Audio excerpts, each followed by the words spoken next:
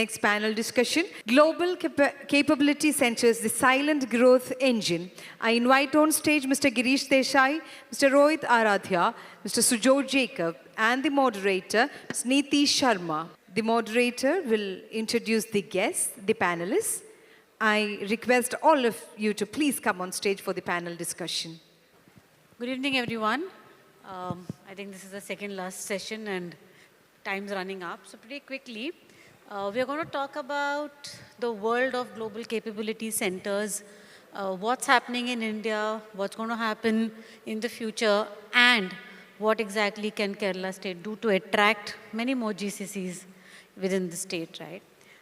I have here with me a very distinguished panel. I think I was looking at your bios and I realized that I think three of you all put together would be more than 60 years of work experience, which is immense. And I'm sure we will hear wonderful things from you all. But before I even, talk about GCCs, I think in India we have about 1,700, 1,800 GCCs. The concept of GCCs, as they're called today, or as they were ODCs or GBS at some point of time, is not new. But suddenly what has changed, right? Over the last 2 years, 3 years, why is it that, GCCs are getting the attention and importance?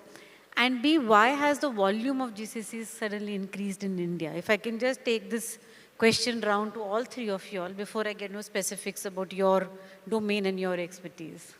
Rohit, if you want. Yeah, sure. Thank you very much for the question, Neeti. It's a privilege to be here. I think, as you said, like the shared services, GBSs, they already existed for a very long time. What has happened is over a period of time, like from either it's a cost arbitrage or building a capability center or moving towards ownership, and in this transition, we have reached a level, there is a significant amount of talent pool which you have accumulated over a period of time. In the value chain, apart from the cost-related aspect of things, we have able to contribute to the larger pool, larger business ideas, and able to contribute to the top line rather than the bottom line.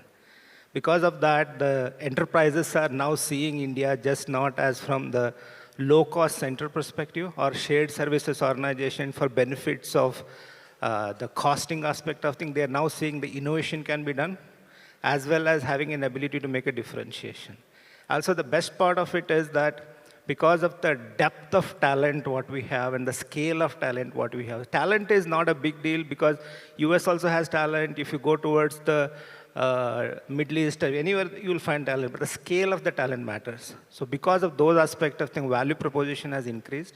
So end-to-end ownership, when we look at, that is where the GCCs are thriving. So many of the organizations building GCCs and scaling up is also because of that. Yeah.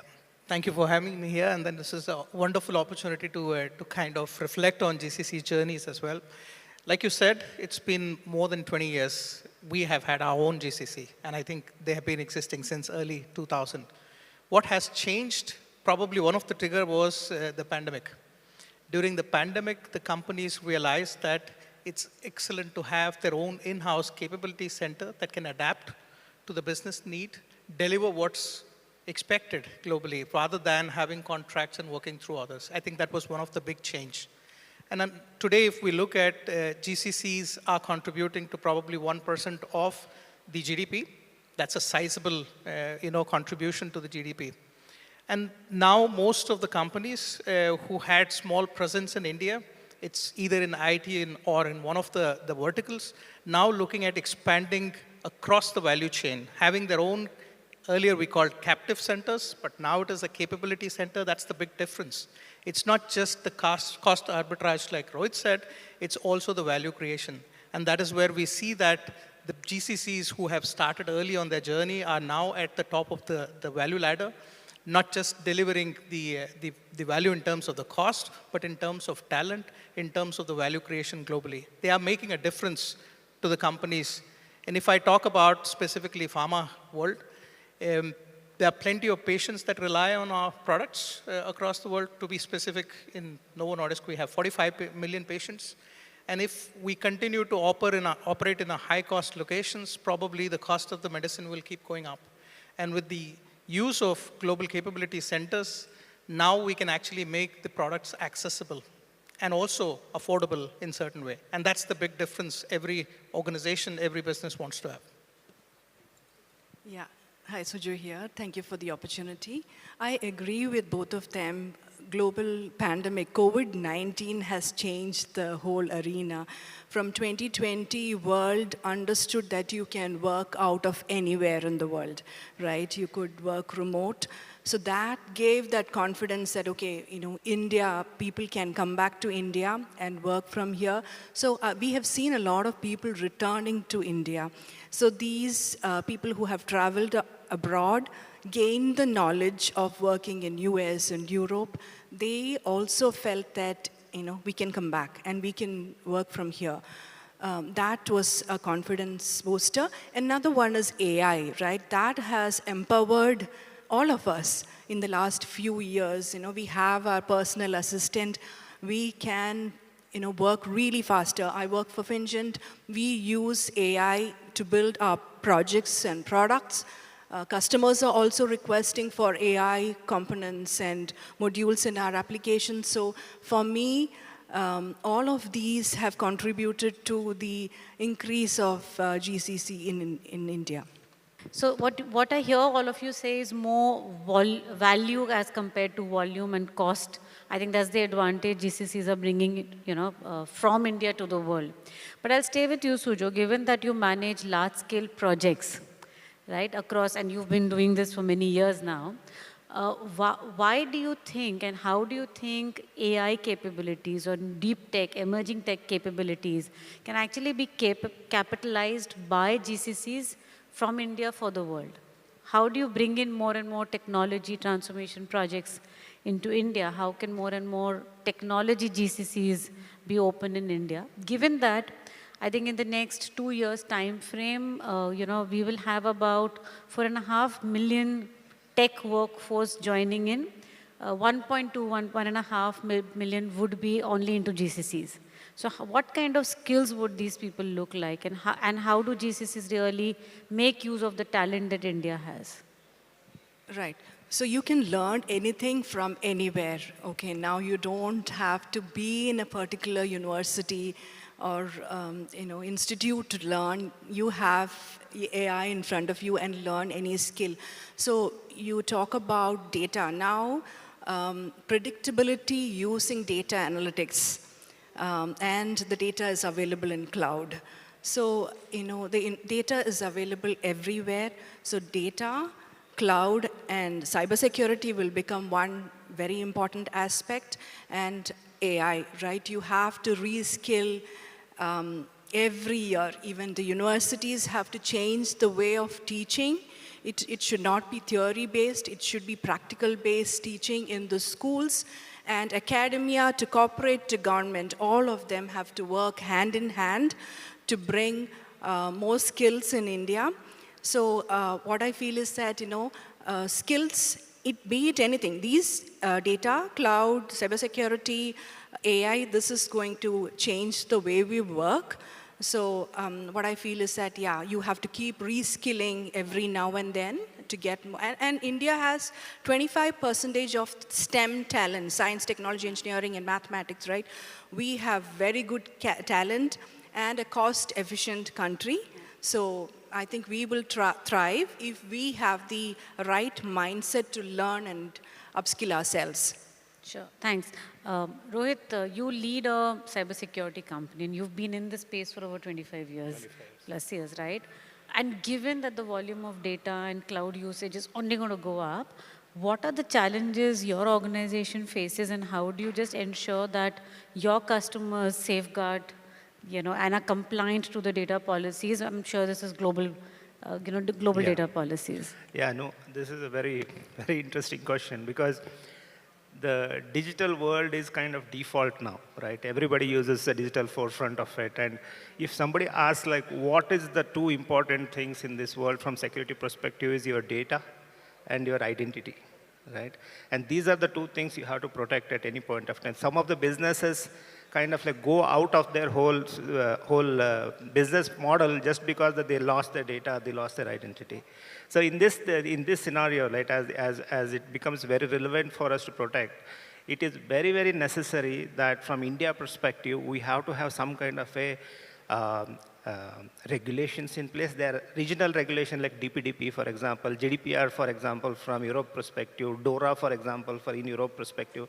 Many of these aspects are coming in. And this is coming in for the right reasons, because data residency is a bigger problem for India, because data residency is going out, and ensuring that it's protecting in India is very necessary.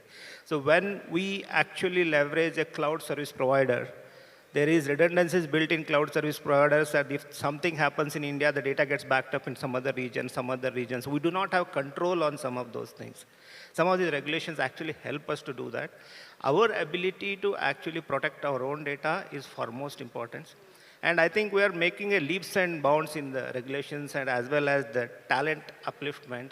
One thing I just wanted to add to what Suji said, right? The problem here is there is not enough people right now who have the skills to do security.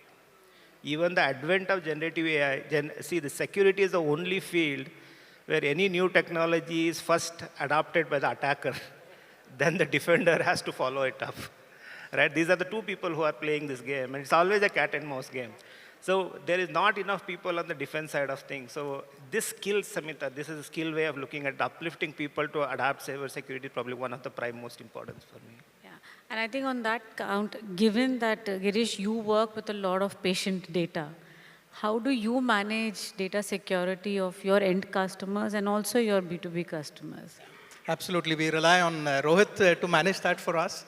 But I think, like you said, for a pharma company, it's extremely important that we protect our patient data that we have and also all the compliance requirements that you talked about in terms of data privacy.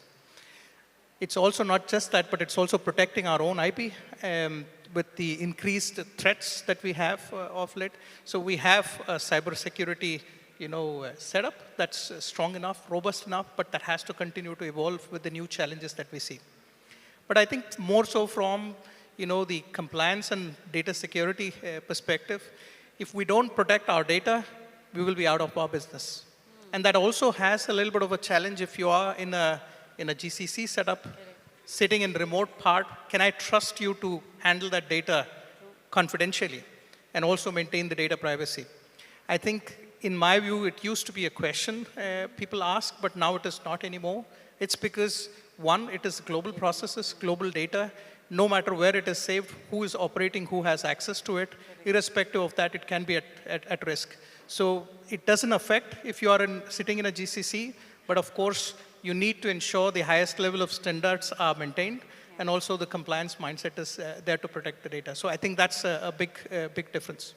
Yeah, absolutely. And I think, Rohit, to you, do you think India has the infrastructure to protect and secure, our cloud infrastructure? Not yet. I think we're still in very early stages of it. I think a lot of government policies are coming in place, right? Like DPDP kind of a thing, what I mentioned. But having our own data center, which actually has data protection abilities, and also our data resides in this, still there is a long way to go. I guess also because we're always working with third-party infra, right? Cloud infra. We don't have our own. Right? See, right now, if you ask of the cloud, we either look at the AWS, we look at Azure, we look at GCP, but nobody has leveraged our own infrastructure. Yeah. But then how do you give comfort to GCCs like Girish's? And I think this is to you as well, Sujo. Given that you work with your end customers, how do you give comfort to your end client saying, hey, your data is going to be secure and, so give me more and more work to India? That is where the global processes standardization comes into picture. So when any enterprise, when a data protection policies are done, irrespective of which location the data resides in. So the processes have to be standardized across organizations and locations. And when the processes get implemented, there is a bit of contextualization applies when you look at India perspective or any other location. Right. But this doesn't change. And that is how we ensure that even you do it in GCCs or you do it in Mexico or you do it in US, the standard process remains the same. Sure.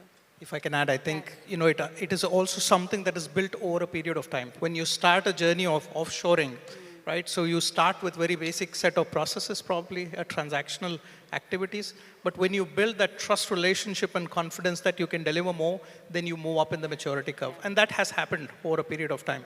So now I think in our organization, we manage large sets of people data in my part of the organization, which is again a confidential set of data.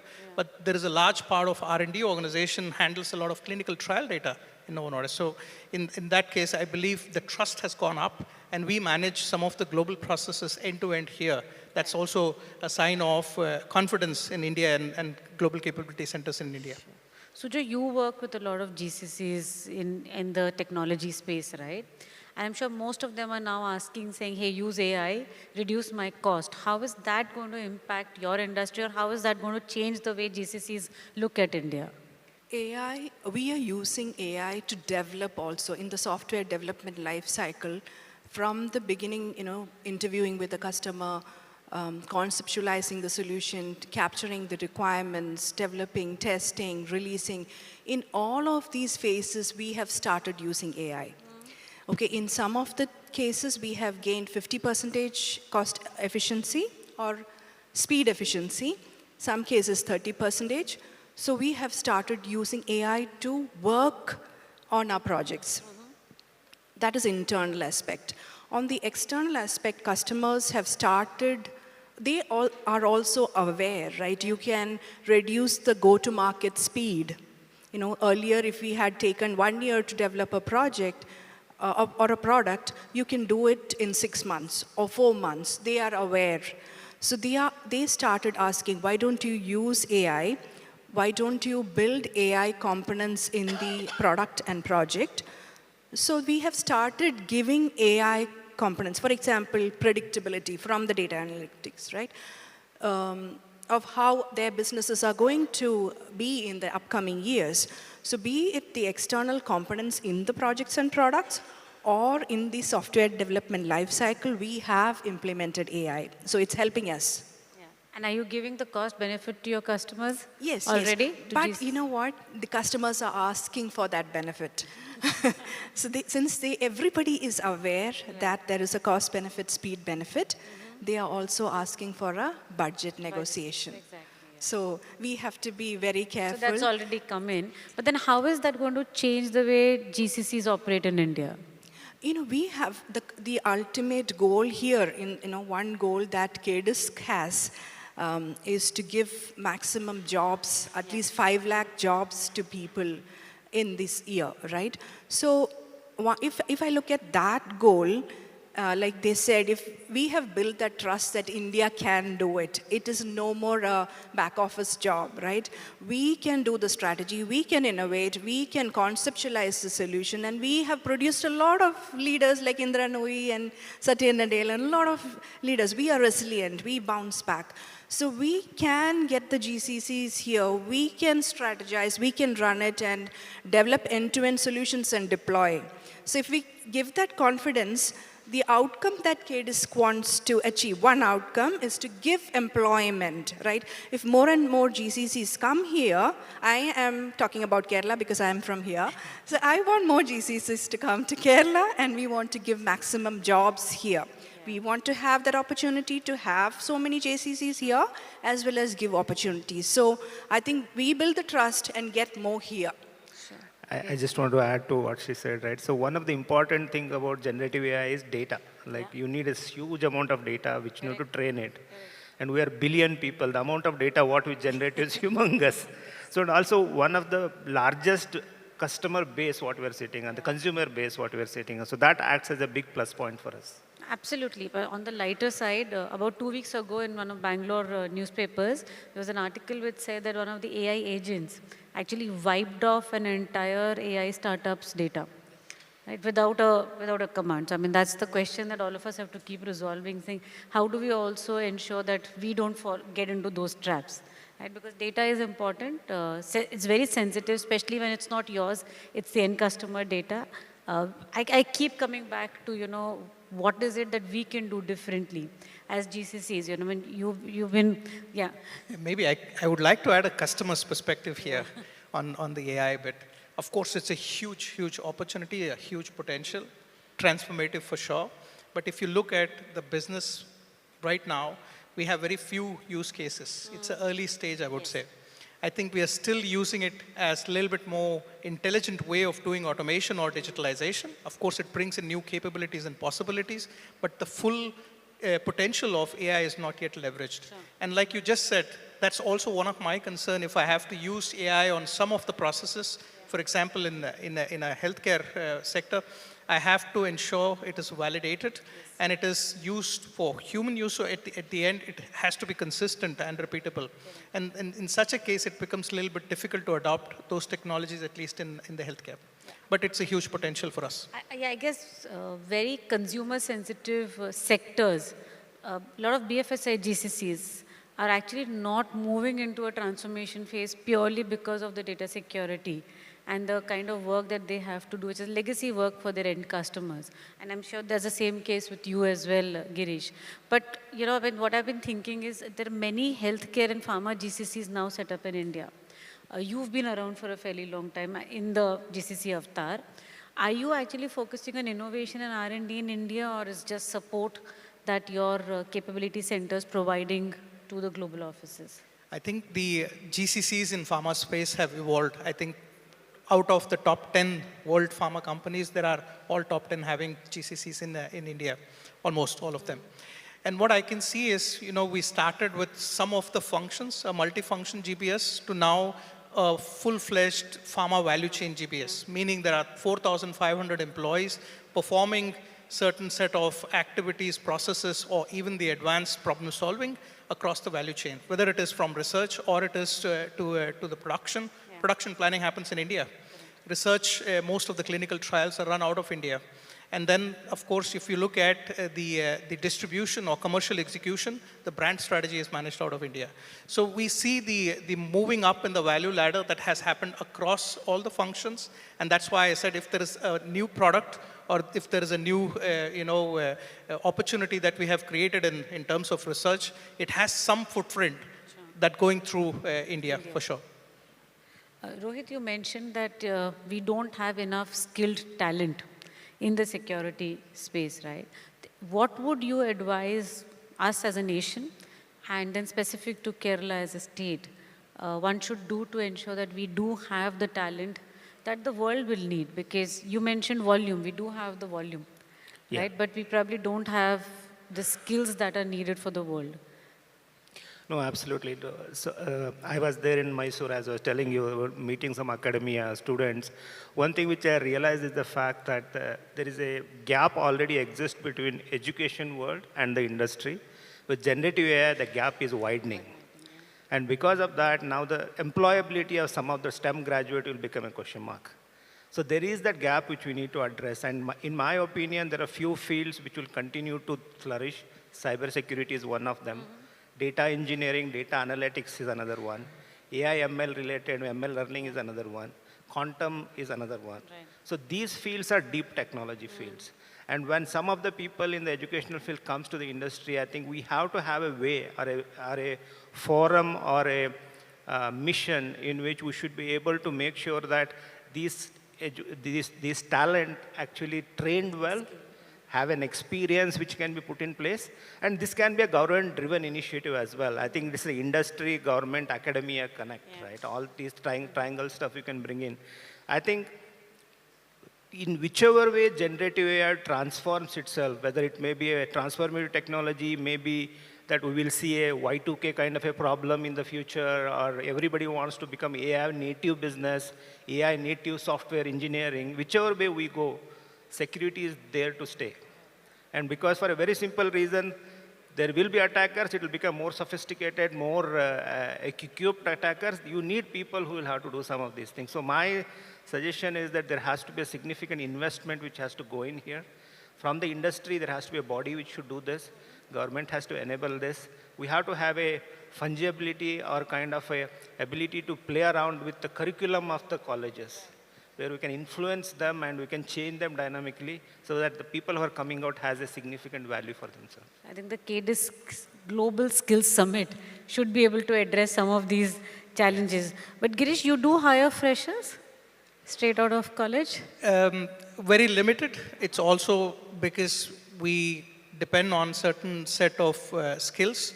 And of course, we also have certain programs where we are trying to get more fresh graduates into our system. That's through the partnerships that we have, the MOUs signed with some of the institutions. And that's again the example of what just Rohit mentioned. It has to be a collaboration between industry to get them employable and ready for the market. And also at the same time, constant feedback and working together with the academia to fine-tune the curriculum. And what I can see is a lot of such similar initiatives have happened across in different states where they're actively working together, creating that ecosystem. And I see another aspect as well. So we try to work with the startup ecosystem, creating certain possibilities for them. We tap into that ecosystem. At the same time, they have the opportunity to be part of problem solving that big organizations need. I think what you mentioned is right. A lot of GCCs are working with the startup ecosystem to be able to get the right talent, but also to probably do adjacent work, right? And I'm sure that's happening in Kerala as well. And since you work here, you just give us some. I have a point. Maybe I can talk from my experience. The problem that we had, or at least when I was coming out of degree 20 years back, I did not know to speak in English properly, okay? Colleges or schools did not encourage all the students to speak in English. I somehow got through Wipro. They had a tie-up with BITS Pilani. I did my master's through them, right? So Monday to Friday, I work like an employee, and weekend I used to study. BITS Pilani had the faculty there, I used to study. Initially, I did not know how to communicate with the rest of my classmates. So that is a problem with language that we faced at that point. It is changing, but still we are facing a bit of that in the corporates now with skill plus language plus the cultural capability to twin the culture. If we are having a GCC from US, then having a similar culture and able to converse with them and able to, produce the value with respect to the technology of work, all that. So I'm just coming back to my experience. So when I joined Wipro, they gave me the exposure to work as well as study at the same time. And I learned how to have that etiquettes, right? We used to get the training for that, language, plus the skills. So coming back to that academia, corporate, government, right? So I had to come to Bangalore to get all of this, and then I came back here, right? So, Kerala has to improve a lot to get to that level of Bangalore or, the tier 1 cities. We have to, have that tie-up between the academia and the corporates to help. For me, Wipro helped me with the studies as well as, so I was industry ready by the time I finished my MS. So we have a lot of programs like that, but I think government can make it easy, right? If the startups and the universities tie up more to produce more industry-ready people, skills, communication skills, cultural sensitivity. So you twin the, the parent company's behavior here, and you can deliver like them, right? That is very important. I think you raised a very pertinent point, because apart from the domain skills, the cultural collaboration is very, very critical for any GCC to be successful, right? Whether it is just understanding the way the parent organization works, the language they speak, the timings they work, the hours they put in, right? I think there's a huge lot of change that we have to imbibe. I don't know if you face that, Girish, at your GCCs, and Rohit, if you have some examples on that. No, absolutely. I think the culture, when we talk about it, it's not just the different nationalities. Yeah. There's also a cultural difference between, the one part of the organization versus the another. That is where I believe a strong company culture is extremely important to bridge that divide. What we see is, culture is not just, the set of values and the belief system, but it's also the soul of the company, the DNA of the company. When I go across different parts of the organization, I see similar setup, similar set of values, similar kind of mindset that is built based on the company culture. I think that's extremely important. And then the other aspect of bridging that culture is also building people-to-people connect. When you speak to your colleague, not just over the virtual calls, but also meet them in person, that's travel, that's important. And also when you have a cultural sensitization sessions, that's also understanding how to work in different cultures in the context. It's not just one-way street, but two-way street. So also training, giving similar cultural sensitization to the other part of the organization is important.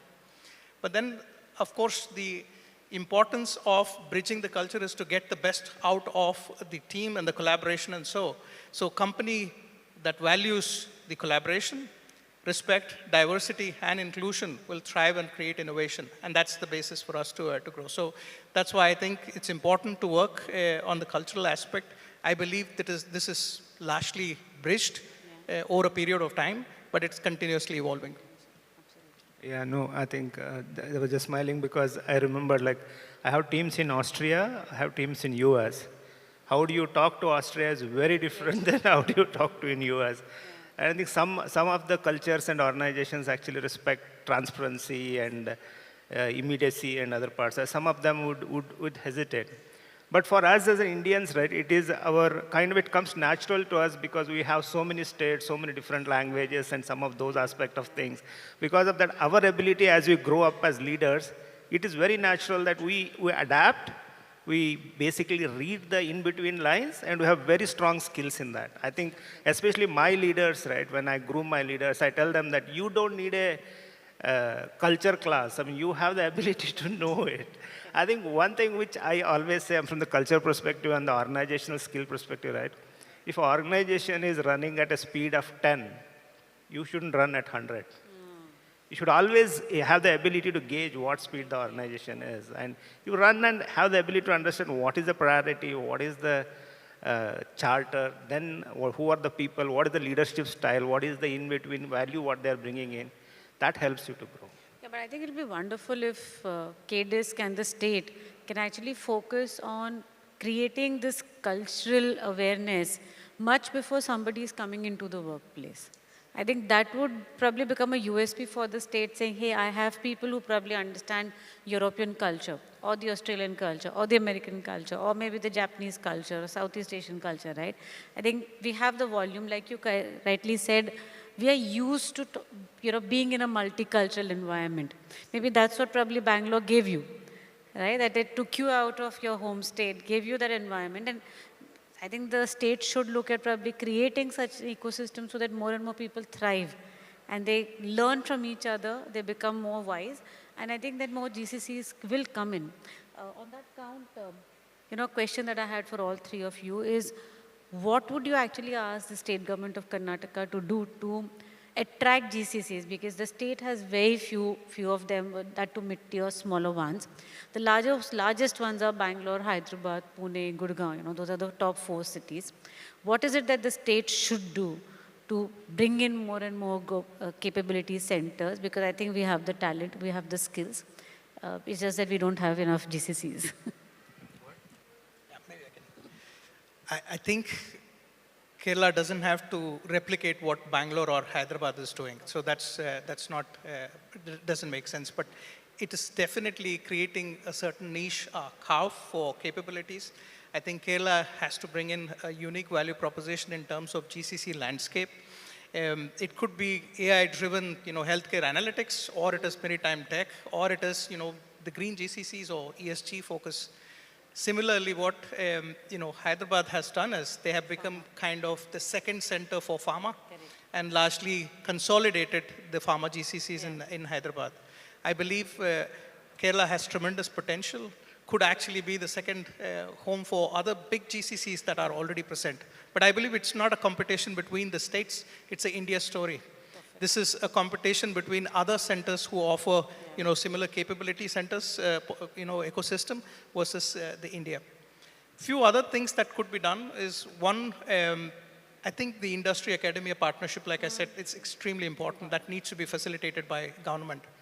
And then it could also be making Kerala the attractive place for talent across India, but also a global talent. Yeah. There is a large population of expats or, the people who are non-resident Keralites. Yeah. living elsewhere across the world could come back. There could be a reverse migration. Yeah. You can call a return a program or something, create policy, create support and infrastructure for them to come back and live here.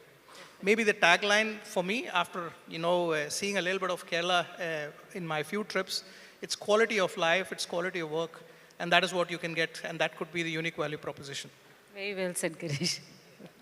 No, I think absolutely what Girish said is right. I think one word which I would like to add is that when you have build a skill, add a domain to that. Yeah. The skill plus domain is the one what we're going to look at. You may have a generative AI, but generative AI in retail is very different. Generative AI in cybersecurity is very different. Generative AI in automotive is very different. Right. If you're building that skill, build for that.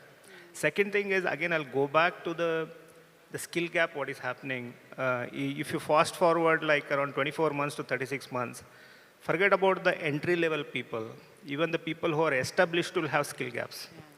For them to reskill and upskill will become a bigger deal. And for them, I think what I would suggest is like if you can position Kerala as an upskill and reskill center for experienced as well as for the entry-level stuff, that will go a humongous long way. From the infrastructure perspective, there is a possibility that actually government has the wherewithal where they can put a public domain data centers. Public domain play arenas, which are like digital play arenas where people can come and play and connect and do a lot of those kinds of stuff. This is a public and private partnerships wherein like any startups, anybody who would like to play around, innovate something, academia part of it, they should definitely do trials, those things. The third aspect which I want to bring in is the mentorship aspect. Because the challenge with respect to the academia students who are coming out is they have enthusiasm, they have the energy, but not less guidance there. So we have to mandate in some way or some structured way where they have to, industry people like me or somebody else kind of a thing should mentor significant amount of talent which is coming out, soft skills, what she highlighted, the cultural sensitivity aspect of thing, technical aspect of thing. For me to reach here, somebody mentored me. And similar way, I think there is a way in which we should be able to mentor. It is invaluable.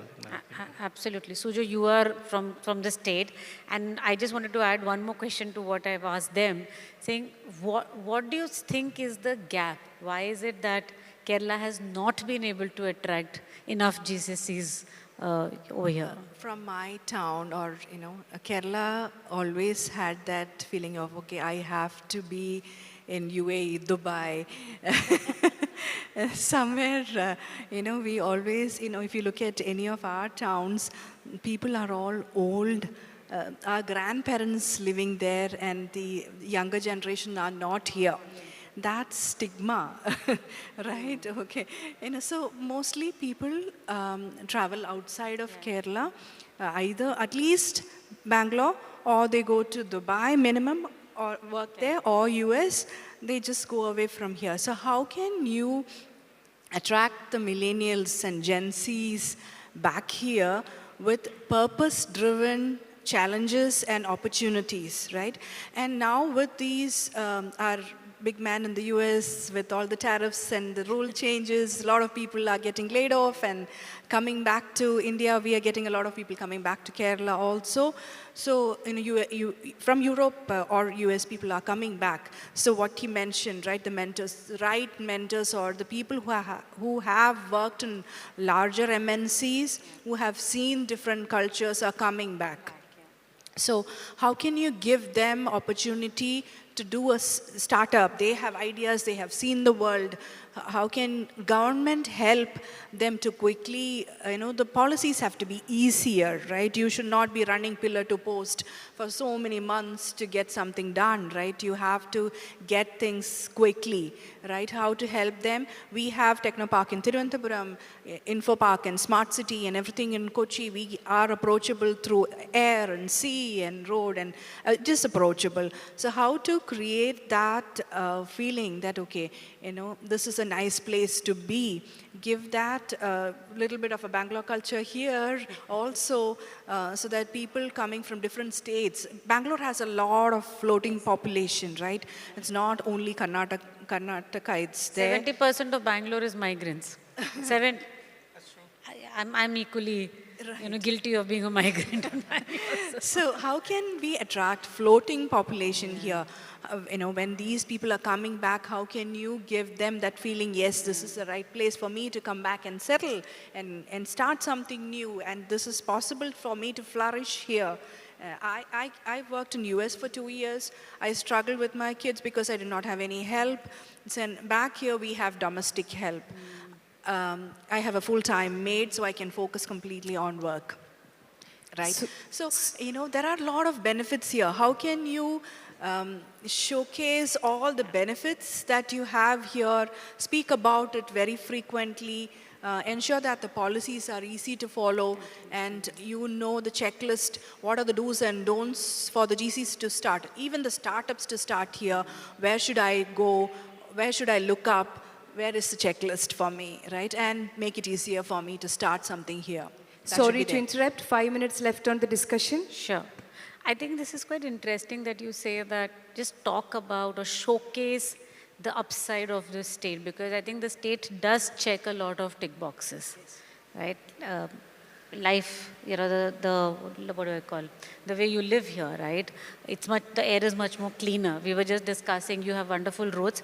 Imagine all of us are coming from Bangalore and how bad the situation is there, right? The quality of life is amazing. I guess we do have a lot of people returning from other countries, which means we now have talent. But to what Rohit, you mentioned, ensuring that they continuously stay upskilled is also very critical. Yeah, and I think just to add to that, right, post-pandemic, location is kind of become irrelevant. Yeah. And from that perspective, even you have an ability, like people sitting here with the right infrastructure, they should be able to influence everywhere. Yeah, absolutely. I think it's wonderful that the state has an opportunity. We have to just go showcase. We have talent. I'm sure Girish will be happy to open his next center here in Cochin. We're giving you a target. We have a global network strategy for GBS, and of course, we should look at accessing talent across India for sure. But I believe that depends on different possibilities. And also I probably hope the policies that the I state hope Kochi gives. emerges as a next GCC hub. Excellent. So I think before we wind up, a couple of quick questions, rapid fire questions. Maybe just one for each so that we can close on the time that she's monitoring. What's the first word that comes to your mind when you think of GCCs in India today? Sky is the limit, unlimited potential. And I believe GCC will grow to an extent of 5 to 10% of the GDP contribution for India in the longer run. I think it's going to be 20% by 2030. So great. Okay. If you had to bet on one capability that will define India's GCC leadership in the next 5 years, what would that be? I would say generative AI, AI, okay. because that's something which is going to change how we work. Okay. One thing that India does better than anywhere else in the world for global companies. We are resilient. We bounce back. Maybe we should thank British. I love that. You're right. Okay, the last question to all three of you, which is purely focused on the Kerala state. One thing Kerala must get right if it wants to be the next big GCC destination. Speed of execution. Okay. I would say the talent potential. You need to lift that game up. Yeah. I'd say focus. We don't need more cost centers. We need some very focused effort. Very focused. Wonderful. Thank you so much, everyone. I think it was great conversation. Lovely hearing your views. And I hope you've closed on time. So thank you so much. Thank you for having me. Any questions? All of you are emphasizing and repeatedly reiterating on AI context and scenario. Do you think GCC, if AI plays an extensive, do you think whether AI will play an extensive role in GCC? If so, what is the precision outcome on AI is playing or enabling a role in GCC? Precision of the outcome. Data is there. See, artificial intelligence is artificial. What is the precision of the outcome? Is it 100% or 90% or 95%? If I paraphrase your question, you're asking if AI will change the GCC and what is the precision outcome which will come out of this? No, sir, no, sir. If AI play a key role in GCC, how do you presume the precision, the perfection of the outcome? I can start Maybe See, Rohit, you can AI add. is, anyway, you are using artificial intelligence, not natural. AI. Printed means we are printing the intelligence. I do that. So artificial intelligence, what is the outcome precision? Suppose a molecular composition for a antibiotic or for a something like that. Sorry, there's actually an echo where we're not able to understand, but I think what I hear, and maybe all of us can just confirm, is you're saying AI will definitely change the way GCCs are working. You're looking at what is the precision of that AI transformation. Because GCC is a very extensive, broader spectrum scenario. If AI plays a screen, so that has to be a precision. Outcome should be perfect, or precision should be the. What is the comments on that? What is your take on that? Your take. I'll just add one point. You know, we are still evolving. We are still figuring out, right? You know, we are still trying out AI in all the different domains and areas. So we haven't reached a point where I can say that I can, 100% involve AI. It is still evolving. It is still revolutionizing. AI is going ahead. We haven't seen that complete 100% ability of AI yet. It is in the evolution. It is in the journey, right? So we can target, and that will be a moving target. So like I mentioned, in projects initially when we started, we said 30% productivity improvement. Now we can target 50% productivity improvement, right? If it was taking 1 year to go to market, now I want it to go to market in 6 months. So any domain, we are seeing the evolution. We haven't reached there yet to say that I can guarantee 95% precision yet. We are in the journey. Oh, last one, Madam Moderator, but answered in asking questions you, deep tech disruptive technology. You asked that question. In fact, that had a key role in AI's perfection. She actually asked that question. I was noticing that, but that was not addressed properly. That's why I asked this question. There is a bit of an echo here in the stage. So I am actually looking at the lip movements also to see what question is coming. You can hear us clearly, but here we are not able to, Next time, maybe we'll use AI to also understand what we're talking to each other. get that broadcast back to us. Thank you. Thank you for your time. The session has come to an end.